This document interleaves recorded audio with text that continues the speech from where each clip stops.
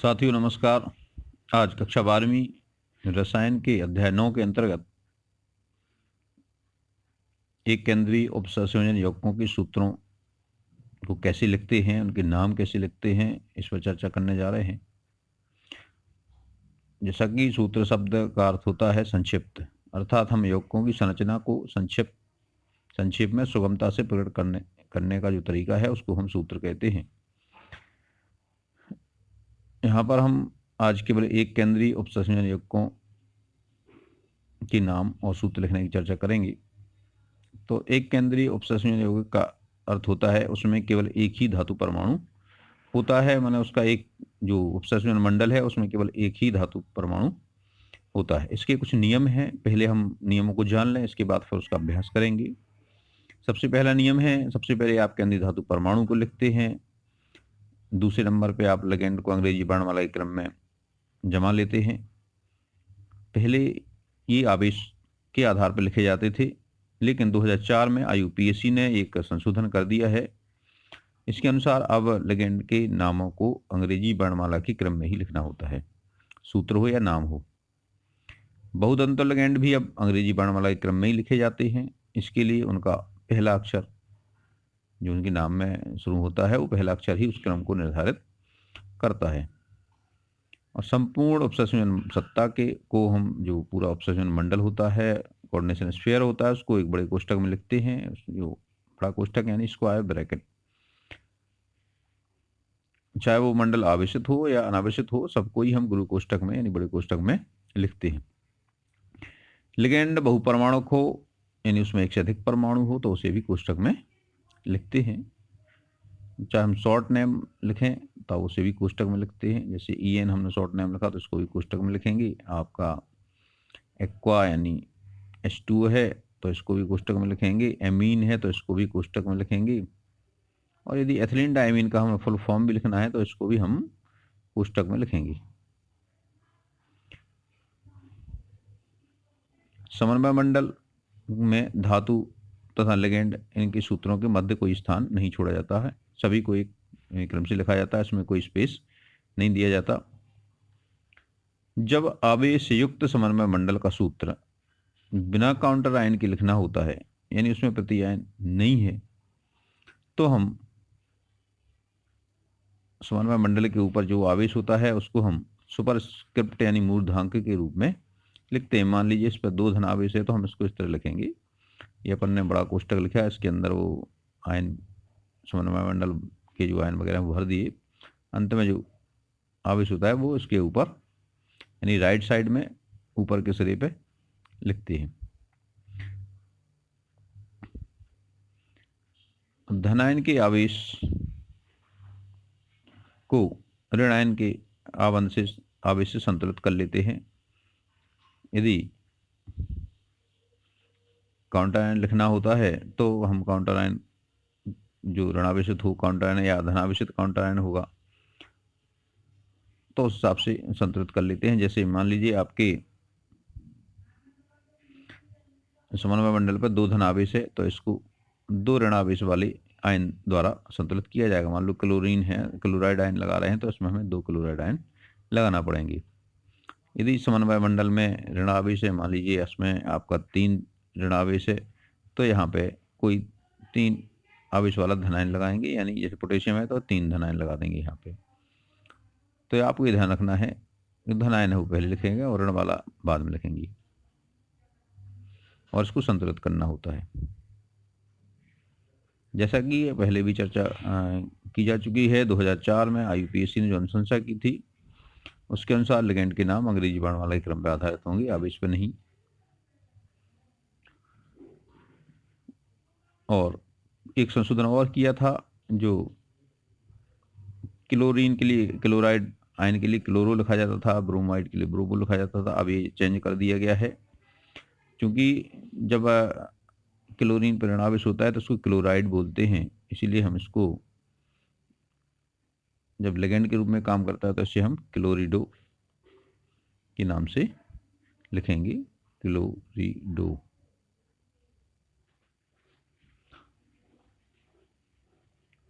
या ब्रोमीन है तो ब्रोमिडो। अब सूत्र लिखने के बाद हम उसके नामकरण की बात करेंगे। नामकरण के भी नियमों की चर्चा कर लें। योगात्मक नामकरण के सिद्धांत पर उपसर्ग संयोजन यौगिकों के नाम लिखे जाते हैं। योगात्मक नामकरण का सिद्धांत यह है कि हम इसमें सभी के संकेत सभी के नाम लिखते हैं। धनायन पहले लिखते हैं और ऋणायन बाद में लिखते हैं, और जितनी संख्या होती है वो गुणक के रूप में लिख लेते हैं। इसके कुछ नियम हैं, एक एक करके इन पर चर्चा करेंगे। देखिए, पहला नियम है धनायन अथवा ऋणायन दोनों में से कोई एक उपसर्ग संयोजन सत्ता वाले यौगिकों में सबसे पहले हम धनायन का नाम लिखा जाता है। जो भी आयन है अगर धनावेशित तो धनायन का नाम लिखेंगे, और यदि उपसर्ग संयोजन मंडल धनावेशित है तो उसका नाम पहले लिखेंगे। दूसरा नियम है केंद्रीय धातु परमाणु या आयन के नाम के पूर्व लिगेंडों के नाम वर्णमाला क्रम में लिखे जाते हैं। जैसा कि सामान्य सूत्रों में अपन लिखते हैं तो धातु परमाणु पहले लिखा जाता है, लेकिन उपसर्ग संयोजन मंडल में जब धातु परमाणु का नाम लिखते हैं तो वो लिगेंड के नाम के बाद में लिखा जाता है। माने पहले हम लिगेंड के नामों को लिखते हैं और लिगेंड के नामों के पहले भी उनकी संख्या लिखते हैं। तीसरा नियम है ऋणावेशित लिगेंड के नाम के अंत में ओ आता है। उदासीन या धनावेशित लिगेंड का नाम आप जो कहते हैं रखते हैं। जैसे यहाँ पे हम बात करें क्लोरीन की, आप बात पहले ही कर चुके हैं, तो इसको क्लोरिडो लिखेंगे। NO2 की बात करें तो इसको नाइट्रेटो लिखेंगे, और यदि धनावेशित की बात का हम कर रहे हैं तो उसका नाम ज्यों कहते हो रखेंगे। उदासीन का नाम भी ज्यों कहते हो रखेंगे। यहाँ पे कुछ विशेष नाम हैं जो इन नियमों के अपवाद हैं, उनके अलग अलग नाम लिखें। जैसे यदि जल के अणु हैं तो उसको हम एक्वा लिखेंगे, लैटिन नाम है उसका। अमोनिया है तो उसका नाम एमीन लिखेंगे। एमीन एक आधा माँ और जोड़ दीजिए इसमें, ए मीन, AMMIN होता है इसमें अंग्रेजी में, एमीन उच्चारण करेंगे। CO है कार्बोनिल है, NO को नाइट्रोसिल। ये अपवाद हैं तो इनके नाम आपको याद करना पड़ेंगे। चौथा नियम है जब उपसर्ग संयोजन सत्ता में एक ही प्रकार के लिगेंडों की संख्या एक से ज्यादा है तो संख्या दर्शाने के लिए नाम के पूर्व में हम 2 है तो डाई, 3 है तो ट्राई, 4 है तो टेट्रा, 5 है तो पेंटा आदि शब्दों का प्रयोग करते हैं। यदि नाम में कोई संख्यात्मक पूर्व लग्न पहले से ही लगा हो, जैसे उसमें पहले से ही डाई ट्राई टेट्रा उस लगा है, तो उसी की संख्या दिखाने के लिए हम बिस ट्रिस टेट्राकस पेंटाकस आदि पदों का प्रयोग करते हैं। जैसे एथिलीन डाई एमीन में पहले से ही डाई लगा हुआ है, इसलिए हम इसके नाम के पहले क्या लगाएंगे, बिस।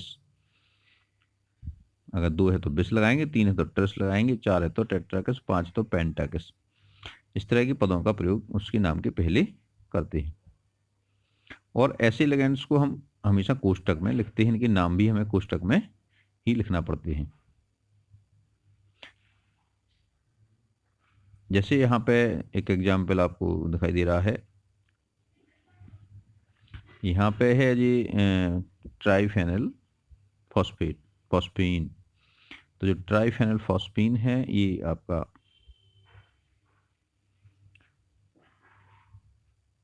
नाम है जिसमें पहले से ही ट्राई लगा हुआ है। तो यहाँ पे इसके नाम जी चूंकि 2 लिगेंड इस तरह इस नाम के जुड़े हैं तो हम बिस लगाते हैं इसके पहले, बिस ट्राइफेनल फॉस्फीन, और ट्राइफेनल फॉस्फीन को कोष्टक में लिखा गया है। वैसे यदि पूरा नाम देखें तो ये देखिए निकल, इसमें केंद्रीय धातु परमाणु है, इसमें आपके 2 लिगेंड दिखाई दे रहे हैं, एक क्लोराइडो है, एक क्लोरिडो है, और दूसरा है ट्राइफेनल फॉस्फीन। तो क्लोरिडो CHLOR यहाँ CS से शुरू हो रहा है, और ये हो रहा है आपका फेनिल फॉस्फीन। ये P से शुरू हुआ तो निश्चित है क्लोरिडो पहले आएगा, और चूंकि क्लोरिडो 2 हैं तो यहाँ लिखेंगे डाई, तो नाम हो जाएगा डाई क्लोरिडो चूंकि ये आपका पहले से इसमें ट्राई जुड़ा है तो इसके लिए बिस लगाना पड़ेगा। तो बिस फिर ट्राइफेनल फॉस्फीन, इसको कोष्टक में बंद करेंगे। इसके बाद है निकेल, तो निकेल और फिर इसकी ऑक्सीडेशन नंबर जो 2 आती है ये लिखेंगे, क्योंकि ये ट्राइफेनल फॉस्फीन उदासीन है। क्लोरीन में ऋण 1 आवेश होता है क्लोराइड में, तो ये ऋण 2 होगा। और निकल का x मान लें, और चूंकि ये उदासीन है तो x - 2 बराबर 0, तो x बराबर 2। तो निकल की ऑक्सीडेशन संख्या 2 रहेगी।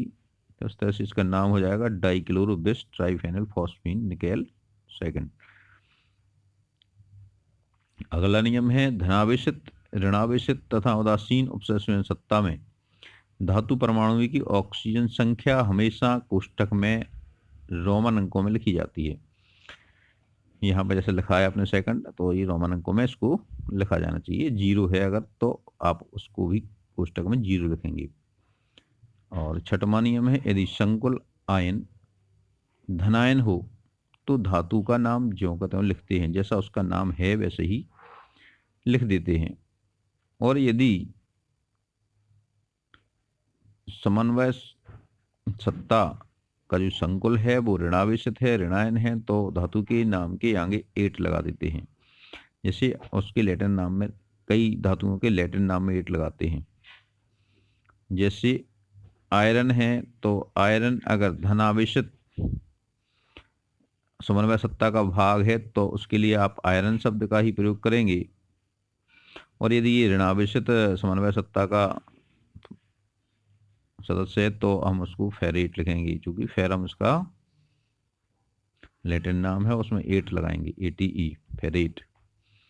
जैसे कॉपर है, यदि वो धनावेशित लिगेंड का हिस्सा है, धनावेशित समन्वय सत्ता का हिस्सा है, तो अपन उसको कॉपर लिखेंगे, नहीं तो क्यूपरेट लिखेंगे।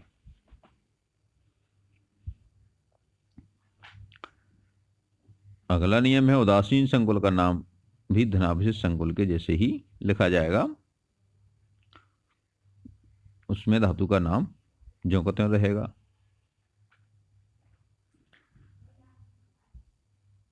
यहाँ पे एक उदाहरण आपको दिख रहा होगा, यहाँ पे देखिए क्रोमियम यहाँ पे धातु परमाणु है, लिगेंड है एमीन और एक्वा। तो एक्वा और एमीन में कौन पहले आएगा आपको पता है, एमीन AMMINE एमीन, और एक्वा में AQUA, तो क्यू बाद में आता है, इसलिए एमीन पहले आएगा। और चूंकि एमीन और एक्वा दोनों उदासीन लिगेंड हैं, आप क्रोमियम की ऑक्सीडेशन नंबर आप निकालना चाहते हैं तो क्रोमियम के ऑक्सीडेशन नंबर को हम x लिखें। तो यहाँ पे x + 0 + 0 प्लस यहाँ पे क्लोरीन -3 है बराबर 0, तो x बराबर +3 आएगा, यानी क्रोमियम का जो ऑक्सीडेशन नंबर है वो धन-3 है।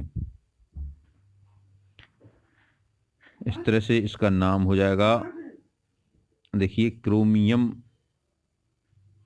से जुड़ा हुआ पहले तो लिगेंड कौन सा आएगा, एमीन, तो अपन इसको लिखेंगे डाई एमीन, हिंदी में ही लिखते हैं अपन, चलिए डाई एमीन। एक्वा करते हैं ट्राई एक्वा। अब क्या है, केंद्रीय धातु परमाणु क्रोमियम धन का हिस्सा है चूंकि, तो क्रोमियम ऑक्सीडेशन नंबर आई 3, तो क्रोमियम 3rd क्लोराइड।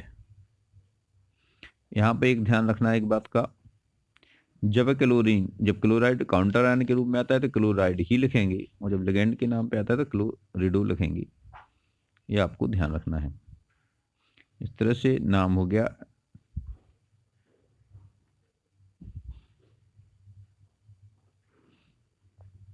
डाइमीन।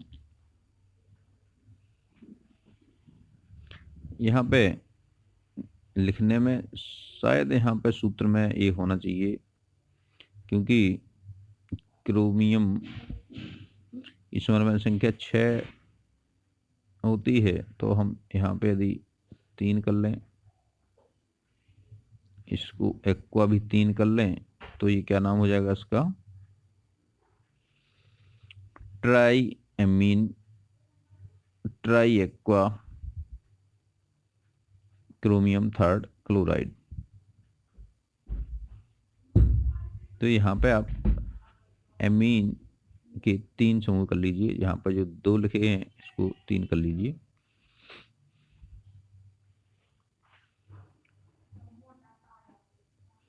यदि 2 होता तो डाई आता। इसको देखें, एक और एग्जाम्पल आपको यहाँ दिखाई दे रहा है। यहाँ पे कोबाल्ट धातु परमाणु है और ये जो स्ट्रक्चर आपको दिखा CH2 CH2 NH2 NH2, ये एथिलीन डाइमीन का स्ट्रक्चर है। और यहाँ पे जो काउंटर आयन के रूप में है सल्फेट आयन है। अब यहाँ पे हम ऑक्सीडेशन नंबर निकालेंगे तो कैसे निकलेगा, आपको पता है एथिलीन डाइमीन उदासीन है, सल्फेट जो है ऋण 2 आवेश रखता है, और चूंकि यहाँ पे काउंटर आयन के रूप में 3 सल्फेट आयन लगे हैं, यानी इनका कुल आवेश होगा 3 दूनी 6 ऋण 6। और यहाँ पे उपसय संयोजन मंडल के 2 हैं, तो इसका कुल दोनों का आवेश कुल 6 होगा, तो एक का आवेश कितना होगा, धन 3 होगा। तो इस काउंटर आयन पर जो समन्वय मंडल है इस पर धन 3 आवेश होगा, और धन 3 आवेश के हिसाब से हम कोबाल्ट का जो ऑक्सीडेशन नंबर है उसको निकालें तो कोबाल्ट का X मान लें, एथिलीन डाइमीन का 0 है, तो बराबर होगा कितना, धन 3। तो कोबाल्ट का ऑक्सीडेशन नंबर यहाँ पे कितना हो गया, धन 3। तो हम इसका नाम कैसे लिखेंगे, trace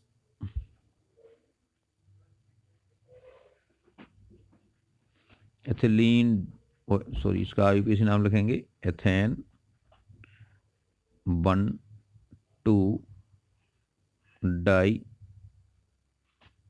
amine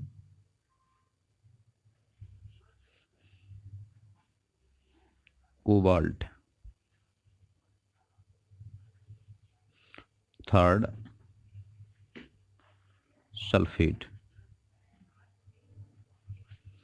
trace ethane 1,2 diamine cobalt third sulphate, इस तरह इसका नाम हो जाएगा।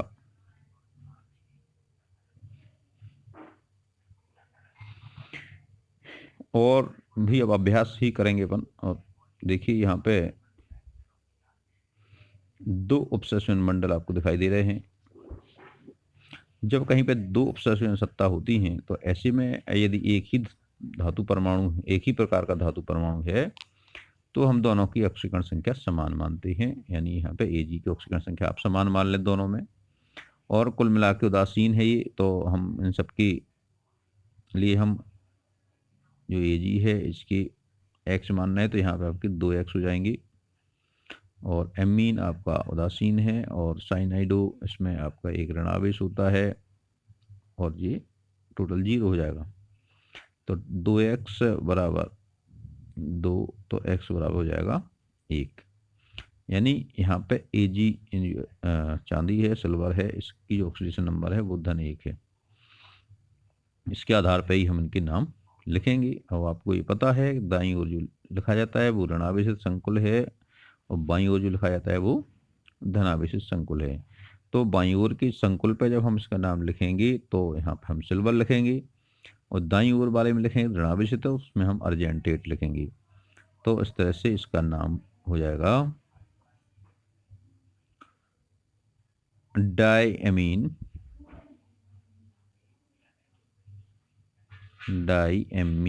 सिल्वर।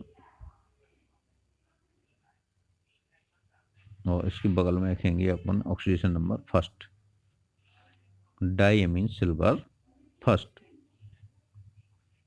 डाई साइनिडो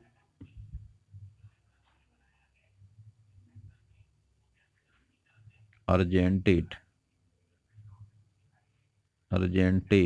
और इसकी ऑक्सीडेशन नंबर कोष्टक में लेंगे फर्स्ट। इस तरह से इसका नाम हो जाएगा diammine silver first, di cyanido argentate first.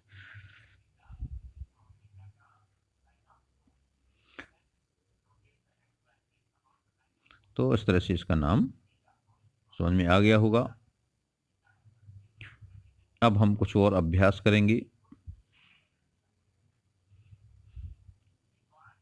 देखिए नाम लिखा है, नाम से सूत्र कैसे लिखते हैं इसको आप देख लीजिए। नाम दिया है tetra ammine aqua chlorido cobalt third chloride. Tetra ammine aqua chlorido cobalt, तो आपको यहाँ पे नाम से देखिए, पहले केंद्रीय धातु परमाणु को लिखिए, आप कोबाल्ट हो गया। फिर आपका नाम लिखा है टेट्रा एमीन एक्वा, तो टेट्रा एमीन हो गया, तो NH3 के 4 अणु हो जाएंगे। फिर एक्वा है, इसमें कोई संख्या नहीं लिखी है, यानी H2O का एक ही अणु है। फिर है क्लोरिडो, इसका भी संख्या नहीं लिखी है, तो Cl का भी एक ही अणु है। अब हमें केवल क्लोरीन भी लिखना है यहाँ पे, तो क्लोरीन की संख्या पता नहीं है कितनी है। इस संख्या को कंफर्म करने के लिए हमें कोबाल्ट की जो ऑक्सीडेशन नंबर है उसके हिसाब से समन्वय मंडल के ऊपर कितना आवेश है ये गणना करना पड़ेगी। तो यहाँ पे देखिए गणना कैसी करेंगे। कोबाल्ट की ऑक्सीडेशन नंबर यहाँ पे 3 दी है, धन 3। अमोनिया पे 0 होता है, अमीन पे, एक्वा पे भी 0 होता है, क्लोराइडो पे 1 होता है, ऋण 1।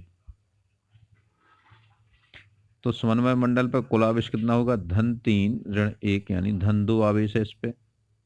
और इस धन 2 आवेश को संतुलित करने के लिए हमें ऋण 2 आवेश चाहिए। इस पे चूंकि ऋण 1 है तो हमें इस पे क्या करना पड़ेगा, Cl2 लेना पड़ेगा। तो इस तरह से ये बन जाएगा CONH3 होल 4 H2O Cl, और बड़े कोष्टक में रख के यहाँ पे Cl2 लिख देंगे। इस तरह से इसका जो सूत्र आपका ये बन गया, समझ में आ गया होगा। और अगला सूत्र देखें और समझ में आ जाएगा। इस तरह से बहुत सारे अभ्यास हमने यहाँ पे किए हैं, आप लोग भी अपनी पुस्तक से देख के अभ्यास करिएगा। यहाँ पे है Zn, ये है पोटेशियम टेट्राहाइड्रोक्सिडो जिंकेट। पोटेशियम टेट्रा, यहाँ पे देखिए पोटेशियम और टेट्राहाइड्रोक्सी जिंकेट के बीच में स्पेस दिया गया है। यहाँ इसका मतलब ये है कि पोटेशियम क्या है, काउंटर आयन है, तो यहाँ पे काउंटर आयन हुआ। अब क्या है, धातु परमाणु हुआ जिंक, जिंकेट है, यानी ये आपके ऋणावेशित समन्वय मंडल का सदस्य है, उपसर्जन सत्ता यहाँ पे ऋणावेशित है। आपने पहले जिंक लिखिए, फिर टेट्रा हाइड्रोक्सिडो, तो हाइड्रोक्सिडो मतलब OH हाइड्रोक्सिल समूह है, और कितने हैं, 4 हैं, तो ये हो गया आपका उपसर्जन मंडल। अब आपको पोटेशियम लिखना है तो वो आप निश्चित है बाईं ओर लिखेंगे क्योंकि धनावेशित है। अब इस पे कितने पोटेशियम लगेंगे ये इस पे निर्भर करता है कि इस पे कितना आवेश है उपसर्जन मंडल पे। तो उपसर्जन सत्ता पे आवेश निकालना है तो कैसे निकलेगा, मान लीजिए चूंकि जिंकेट है और जिंक की ऑक्सीडेशन नंबर 2 दी गई है, तो जिंक पे धन 2 आवेश है और हाइड्रोक्सिल समूह पे ऋण 1 आवेश होता है, तो 4 गुणा ऋण 1 यानी कुल आवेश हो गया ऋण 2। तो आपकी उपसर्जन मंडल पे कुल आवेश हो गया ऋण 2। और चूंकि पोटेशियम एक धन वाला एक धन आवेशित होता है, इसकी माने इसकी जो बैलेंसी है वो 1 होती है, तो यहाँ पे क्रिस क्रॉस मेथड से हम यहाँ पे K2 लिख देंगे, यहाँ पे 1 लिखेंगे, तो 1 चूंकि लिखा नहीं जाता इसलिए ये हो जाएगा K2ZnOH4। इस तरह से इसका सूत्र ये हो गया आपका K2ZnOH4। एक और अभ्यास करिए, देखिए पोटेशियम ट्राईऑक्जेलेटो एल्यूमिनेट थर्ड। पोटेशियम और ट्राईऑक्जेलेटो, इसके बीच में आपको देखो स्पेस दिख रहा है, मतलब पोटेशियम क्या है, आपका काउंटर आयन है।